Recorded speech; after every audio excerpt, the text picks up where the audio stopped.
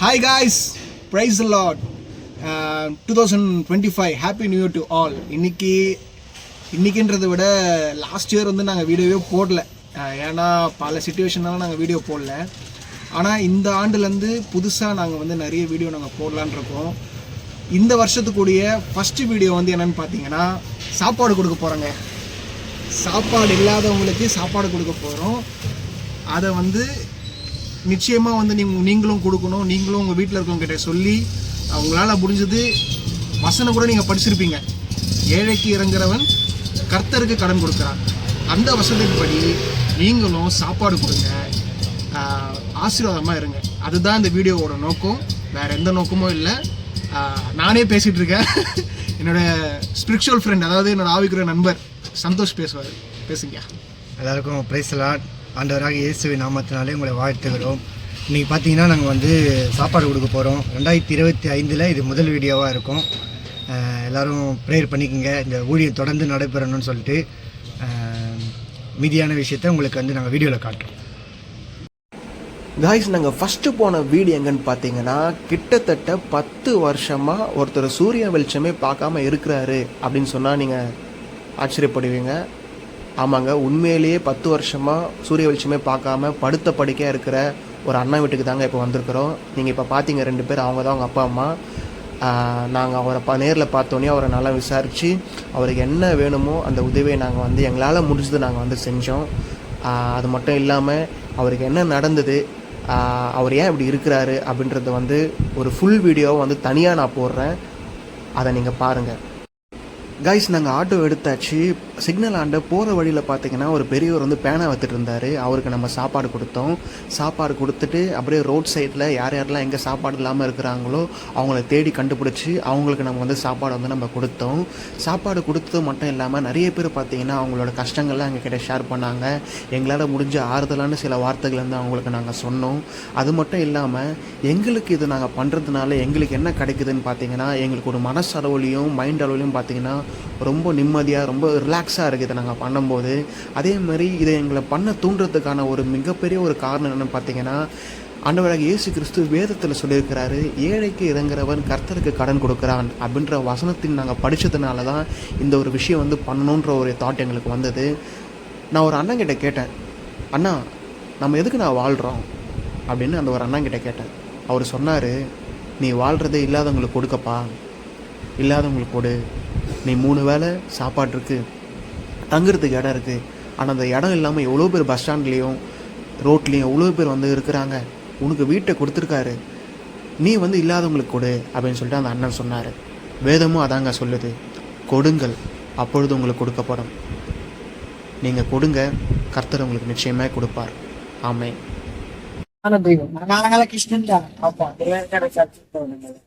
ஆமென். அதெல்லாம் நான் சொல்ல வரல. நான் என்ன சொல்ல வரேன்னா, எங்களுக்கு வந்து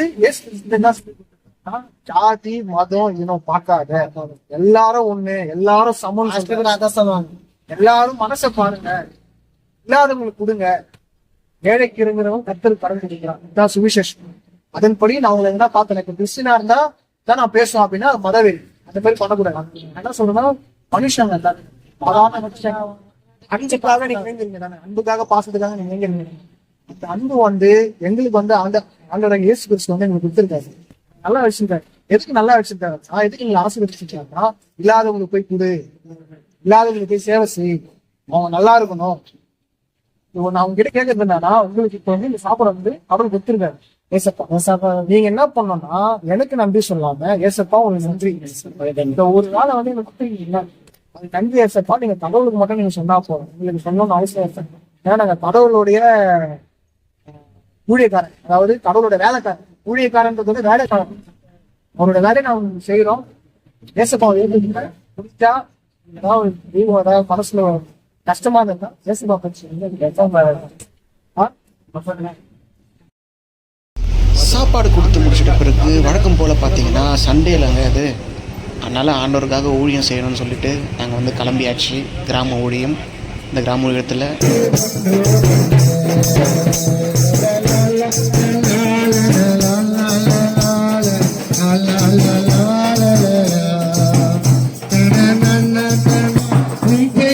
கை நீ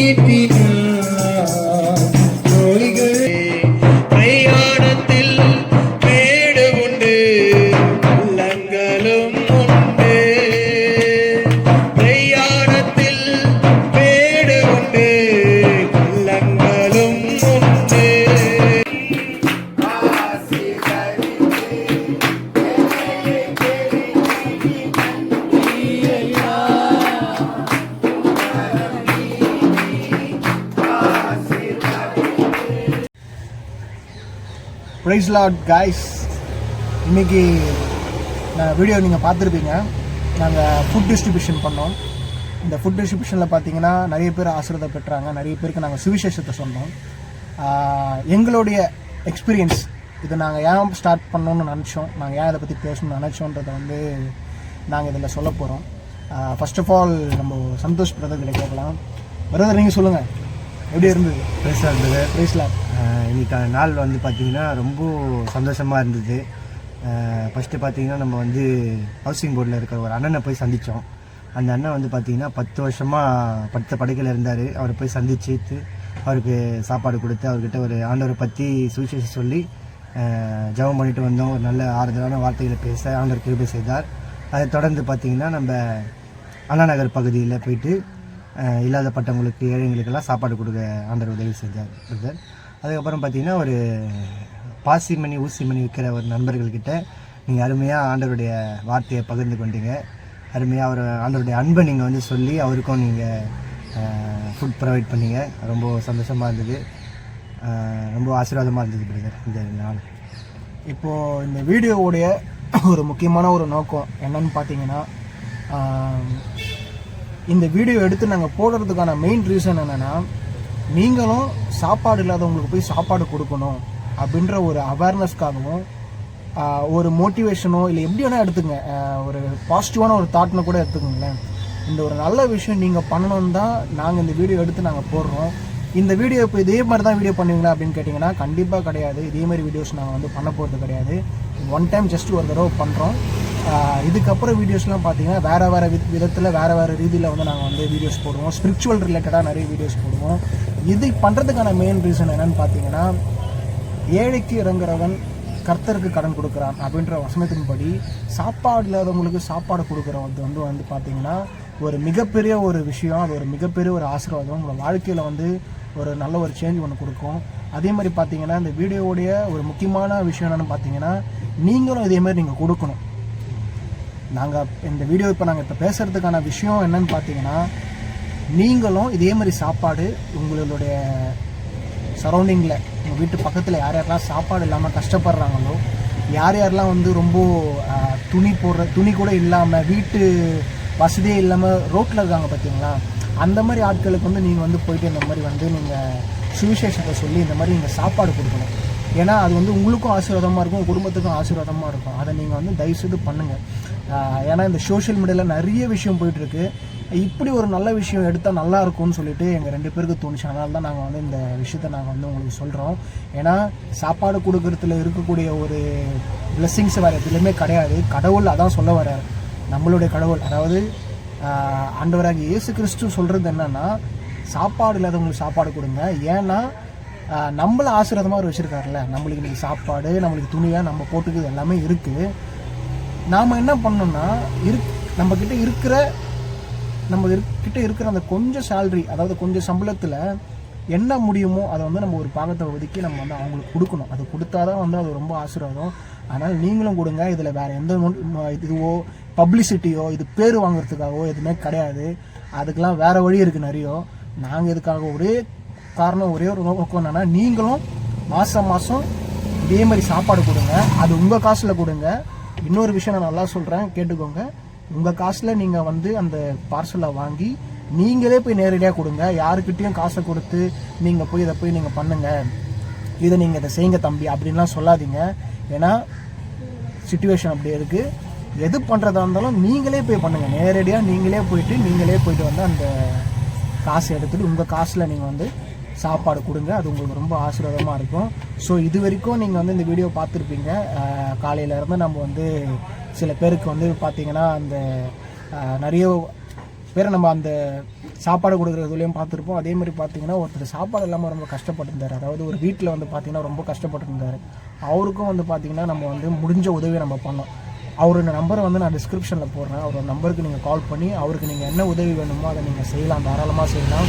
ரொம்ப கஷ்டப்படுற ஃபேமிலி, அந்த மாதிரி கஷ்டப்படுறவங்களுக்கு நீங்கள் வந்து செய்யறது வந்து ரொம்ப பிரயோஜனமாக இருக்கும். ஏன்னா அதுக்கு தான் ஆண்டவர் நம்மளை வந்து எடுத்திருக்காரு, அதுதான் நம்ம பயன்படுத்துகிறாரு. ஸோ ஊழியத்துக்கும் நாங்கள் இன்றைக்கி போயிட்டு வந்திருப்போம், நீங்கள் பார்த்துருப்பீங்க. இந்த ஒன் டே வந்து இதுதான் நாங்கள் பண்ணோம். இந்த சண்டே வந்து ஒன் டே காலையிலேருந்து ஈவினிங் வரைக்கும் நாங்கள் பண்ணது இதுதான். காலையில் சாப்பாடு கொடுத்துட்டு ஊழியத்தை முடிச்சுட்டு இப்போ தான் நாங்கள் வந்து வந்தோம். ஸோ ஊழியன்றது ரொம்ப முக்கியன்றது எல்லாமே தெரியும். உங்களால் முடிஞ்ச ஊழியம் மாதத்துக்கு ஒரு முறை நீங்கள் வந்து ஒரு டீமோடையோ ஒரு இதோடு நீங்கள் போயிட்டு வாங்க. கர்த்தர் அதெல்லாம் சொல்கிறாரு. ஸோ மறக்காமல் வந்து சாப்பாடு கொடுங்க, உங்கள் காசில் கொடுங்க. மறுபடியும் சொல்கிறேன், உங்கள் காசில் கொடுங்க, நீங்களே போய் நேரடியாக கொடுங்க. இதுதான் நான் உங்ககிட்ட சொல்ல ஆசைப்பட்றோம். அதுக்காக தான் இந்த வீடியோ போட்டிருக்கோம். இந்த 2025 இந்த ஒரு புத்தாண்டு வந்து எல்லாருக்கும் சிறப்பாக ஒரு நல்ல ஆசீர்வாதமாக அமையணும்னு நாங்கள் நம்புகிறோம். ஸோ நான் உங்களுக்காக ப்ரே பண்ணுறோம். எங்களுக்காகவும் நீங்கள் ப்ரே பண்ணுங்கள். இன்னும் நிறைய வீடியோஸ் இந்த மாதிரி போடணும்னு.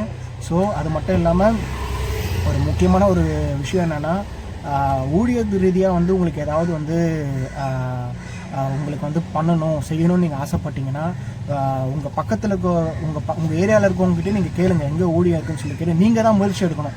யாரும் வந்து உங்களுக்கு சொல்ல மாட்டாங்க. நீங்களே முயற்சி எடுத்து நீங்களாக போய் நீங்கள் ஊழியம் பண்ண தான் ஆகணும். நம்ம யாரும் எதுவும் சொல்ல வேணாம், யாரையும் குறை சொல்ல வேணாம், இவங்க அப்படி அவங்க அப்படின்னு எதுவுமே சொல்ல வேணாம். எல்லாம் ஆண்டவர் பார்த்து சம்மதிச்சுட்டு நாம் என்ன பண்ணணும் அதை மட்டும் யோசிங்க. கர்த்தர் உங்கள் கூடவே இருப்பார். Happy new year to all. Happy new year. 2025 வந்து உங்களுக்கு எல்லாமே இந்த வருஷத்தில் நல்லபடியாக நடக்கும்னு நாங்கள் நம்புகிறோம், நாங்கள் விசுவாசிக்கிறோம். ஸோ சப்ஸ்கிரைப் பண்ணுங்கள். சந்தோஷ் அஃபிஷியல் என்ற சேனலுக்கு வந்து நீங்கள் சப்ஸ்கிரைப் பண்ணுங்கள். த ரியல் ஸ்டீஃபன் ராஜ் இந்த சேனலுக்கு சப்ஸ்கிரைப் பண்ணுங்கள். மேலும் இதே போல் உங்கள் நிறைய வீடியோ போடுறதுக்கு நீங்கள் வந்து எங்களுக்காக ப்ரே பண்ணுங்கள். நாங்களும் நிறைய வீடியோ போடணும். Praise Lord.